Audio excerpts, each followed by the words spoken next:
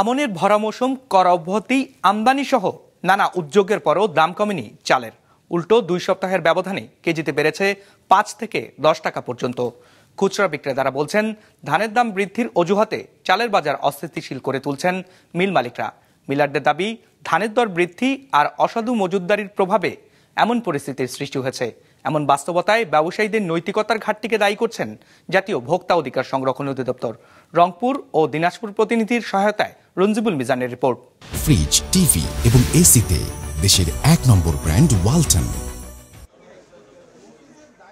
দামে সস্তা, তাই নিম্ন আয়ের মানুষের চাহিদার বড় অংশই পূরণ করে মোটা চাল। রাজধানীর বাজারে 2 সপ্তাহের ব্যবধানে সেই চালের দামই বেড়েছে কেজিতে 5 টাকার মতো।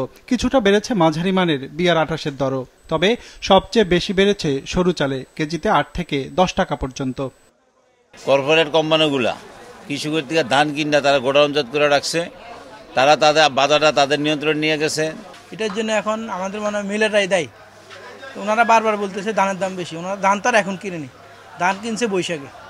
শুধু ঢাকায় নয়, চালের এমন দর বৃদ্ধির প্রবণতা দেখা গেছে উত্তরের জেলা দিনাজপুর, কুষ্টিয়া সহ সারা দেশেই। মোটা আর সরু চালে দাম বেড়েছে কেজি প্রতি 4 থেকে 6 টাকা পর্যন্ত সপ্তাহের ব্যবধানে।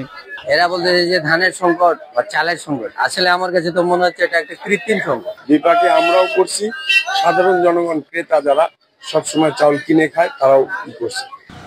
আড়তদার আর খুচরা ব্যবসায়ীদের সব অভিযোগ চালকল মালিকদের বিরুদ্ধে। দেশে প্রায় 18,000 চালকল থাকলেও বাজারের বড় অংশরই যোগান দেয় নওগাঁ, কুষ্টিয়া, দিনাজপুর সহ উত্তরের শতাধিক মিল। ধানের বাড়তি দামের প্রভাব পড়েছে চালে, এমন দাবি করে চালকল মালিকরা বলছেন, ধানের অবৈধ মজুত করে সরবরাহ সংকট তৈরি করেছে এক শ্রেণীর ব্যবসায়ী, যার নিয়ন্ত্রণে সরকারের তদারকি বাড়ানোর তাগিদ তাদের। যে হাটগুলো আছে ধানের মোকামগুলো আছে, ধানের মোকামগুলো থেকে ধানের বাজারটা কি, এই ধানের বাজারটা নিয়ে ওনারা সরকারিভাবে হিসাব করুক যে 100 কেজি ধানে 66 কেজি চাল দিতে হয়। সেই হিসাবে হিসাব করলে ওনারা চালের পর্তা পেয়ে যাবে। অজস্র মানুষ বিভিন্ন পেশার, তারা লাইসেন্স ব্যতীত কৃষক থেকে বা বিভিন্ন হাট বাজারগুলো থেকে এই ধান, চাল, গম, ভুট্টা কিনে রাখে। 2-3 মাস পরে যায় তখন বাজার তাদের হাতে নিয়ন্ত্রণে চলে যায়। বেশ কিছুদিন ধরেই চালের বাজারে চলছিল অস্থিরতা। সরবরাহ বাড়িয়ে পরিস্থিতি সামাল দিতে চাল আমদানিতে শুল্ক কমায় সরকার, নামিয়ে আনে 15%। নিয়ন্ত্রণমূলক শুল্কও কমিয়ে নির্ধারণ করা হয় 5% আর পুরোপুরি প্রত্যাহার করা হয় আগাম কর। কৃষি বিভাগের হিসেবে গেল 1 বছরে 1,76,806 টন চাল আমদানি করেছে ব্যবসায়ীরা। আর চলতি আমন মৌসুমে 58,34,000 হেক্টর জমি থেকে 1,62,00,000 টন ধান উঠেছে কৃষকের ঘরে। এখন প্রশ্ন হলো, তারপরেও চালের দর বাড়ছে কেন?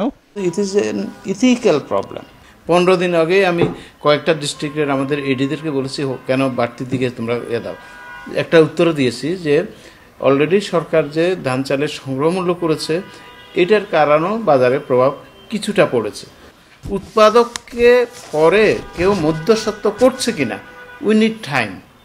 খাদ্য অধিদপ্তরের হিসেবে বর্তমানে সরকারের খাদ্য গোদামে 12,16,000 টন খাদ্যশস্য মজুদ রয়েছে। এর মধ্যে চালই আছে 8 লাখ টনের মতো। রঞ্জিবুল মিজান, বিজনেস রিপোর্ট, মাছরাঙা টেলিভিশন।